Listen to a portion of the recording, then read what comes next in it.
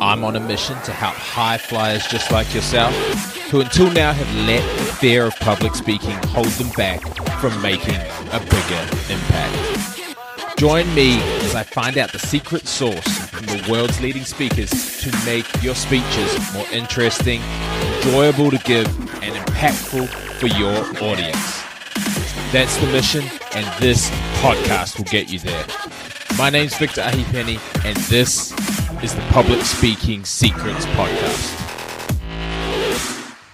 Speaker Nation, what is happening? Welcome to another episode of the Public Speaking Secrets Podcast. I am your host, Victor Ahipeni, and today it is just me and you getting intimate, because what I want to talk to you about is an important aspect that a lot of people looking to grow themselves as speakers, to get more speaking gigs and to create more opportunities for themselves, forget. They think that if they just improve their public speaking skills, that will be enough. And what you have to factor in is, what other things do you have that can allow you to position yourself and to allow you to build authority and credibility. And we're going to touch on some of the ones that I think are really important and that you can quite easily do over time.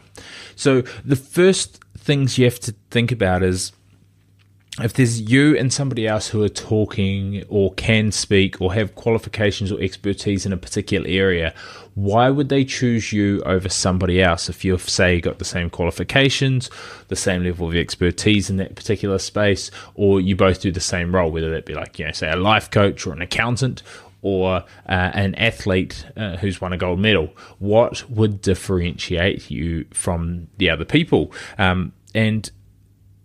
Hopefully if it's achievements that you have won, if you're Usain Bolt and you're the fastest man in the world and you've won multiple gold medals, that's going to set you apart from people just from your achievements. But if you're, say, an accountant, that may not separate you from the bunch, because there's dime a dozen accountants, there's dime a dozen accountant owners, and that's more of a qualification, in my opinion, than an achievement. And so that can make you an expert on that subject matter, but it doesn't necessarily make you an authority. So let's look at ways that you can create some of that authority within your particular industry or niche. And obviously that's what a lot of you are looking to do with speaking, is to build further authority, but often to create and open some of the doors, you have to have some of this authority. So there's a little drill that I like to work on. And that drill is, how would you like to be introduced onto stage? Just imagine you're speaking at your ideal event that someone's hosting. They've invited you along and they're about to invite you onto stage. Are they just going to say, you are an accountant who graduated from the University of Sydney and you have gone on to start your own firm and you've worked in this industry for 10 years. How could you make that sound more appealing, more enticing, and how could you do that in a quick fashion? So let's look at the first one. And this is one that is massively underutilized, in my opinion, as it can quite easily be done, and it's media. And something that massively changed my mindset towards getting media attention is a book called Trust Me, I'm Lying by Ryan Holiday, who's a New York Times bestseller. And we're actually going to delve deeper into getting media exposure to boost your business's credibility, your speaking credibility, and getting you in front of more people and creating more opportunities. Because as I said, it's one of the big goals of this podcast. And what Ryan talks about in his book, Trust Me, I'm Lying, which you should definitely check out. I'll link it in the show notes at publicspeakingblueprint.com, and you'll actually be able to pick up a free audiobook version from there if you jump over to the site. And what this book talks about is how he's used media manipulation skills to get businesses of his own and ones that he's worked for, like American Apparel, into the media and viral. And what he talks about is trading up the chain. So creating a piece of content that you can link out to first lower level bloggers and smaller news agencies, and then that gets picked up by the larger ones, and then you can leak it to those ones, and then the bigger ones and bigger ones. And one of my friends used this to get from a local newspaper and small blog onto BBC World within the space of a week, and it blew up his app. It went to #1 in multiple different countries. And so this is something that's really powerful from a speaking point of view, because you can harness some niche of what you teach, what you talk about, the message that you're trying to get into an article that can be then picked up and spun out by all these different media agencies, because they are always looking for content. And once you've got your media presence, that's something that you can often reference back to. And what I mean by that is, when I'm talking about how you're getting introduced onto stage, if they can say, hey, this is Victor and he's been featured in the Huffington Post, Business Insider, Inc., Forbes, the Australian Herald, or the different magazines and newspapers and all these things, whether they be online or not, that straight away boosts your authority and makes people more likely to listen to you when you when you get up onto the stage and you start speaking to them. On the flip side, if you're comparing, going back to that Apple versus Apple comparison, if you've got back to the accountants, if you've got two accountants and one of them has been featured in all those other media outlets and one of them's been featured in none, it's going to start to have an internal bias, and you're going to sway to the one that has more of the social proof out there. The same goes if two of you apply to speak at an event. Somebody who has more of the markers of social proof is more likely to get put ahead. Of course, there's other circumstances that person may have spoken, but let's say if we're just comparing apples to apples, you can put one step forward. You can have the same qualifications, but you can be more media savvy.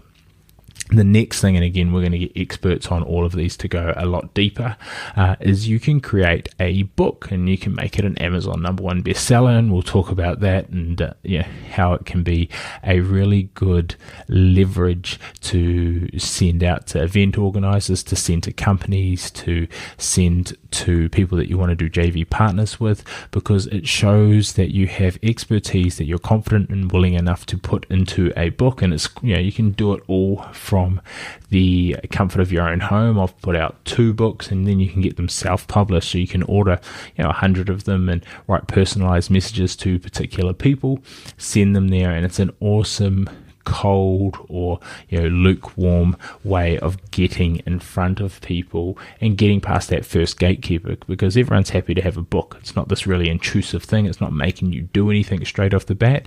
And even if they don't read it, they're going to say, hey, this person is a subject matter expert in this particular niche because they've written a book on it and it's potentially become a bestseller, which again isn't that difficult to do if done well, but providing you create good content for your book, that's the secondary thing, because if they do end up reading it, they get hooked, they're more likely to hire or bring upon your services. So you imagine you're now getting introduced onto stage as Joe Bloggs, who's been featured in Business Insider, Huffington Post, Inc., Forbes, BBC World, and they are a best-selling author. And then where do we go from that? And podcast host of Public Speaking Secrets podcast, or for my previous one, Youngpreneurs podcast. And that allows you to connect with all these awesome influencers. You'll see all the cool guests that I am getting on. I'm getting to create these friendships and tap into their knowledge, tap into their networks, give myself exposure by having this podcast, as well as giving myself social proof. People go, wow, he's got a book on public speaking. He's done a lot of public speaking, and he also has a podcast. And the podcast is obviously there primarily to help your audience and to get them exposure to you, that you have a solution that may be able to help them. And for a lot of those people, it may be a free solution, and then some are going to take you up on a higher level option because they think that you've got some value to offer. But again, if you have a top ranking, or if you can, have the number one podcast in your particular niche, or just by being the host, and you can throw in different things, where he's interviewed over 50, over 100, over 200, over 1,000 different so-and-sos, or he's, talked to the leading experts in, a particular niche, including the likes of, for my Youngpreneurs podcast, it went to number one in 6 different countries on iTunes and New and Noteworthy, and I was lucky enough to speak to some of the world's most inspiring under 35-year-old entrepreneurs, as well as some other big hitters by the likes of Grant Cardone, the $400 million man.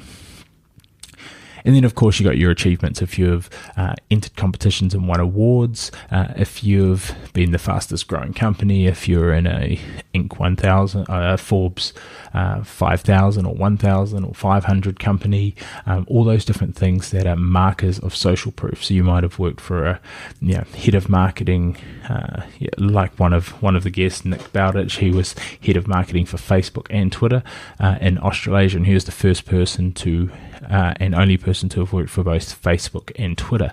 So that is just social proof in itself from the achievement that he had of working for them. So if we take this a step back, there's other things that tend to come off the back of that. I got a TEDx event off the back of my podcast and speaking engagements and having a book. They all kind of culminated to throwing enough white flags out there to show somebody that, hey, let's have a look at him and see if he's worth having him to speak at our event. So they don't also always necessarily work individually. They may be a culmination of all of those things. But when I'm getting introduced onto stage, it's TEDx speaker. Next up we've got Victor Ahipeni, who's a TEDx speaker, and he has a number one best-selling author of the Public Speaking Secrets and the Authority Handbook. He's also the host of the number one ranking podcast Youngpreneurs and the amazing Public Speaking Secrets podcast, where he interviews the world's leading speakers and trainers on what separates them and makes them different. Then we can chuck in some awards and qualifications and things like that.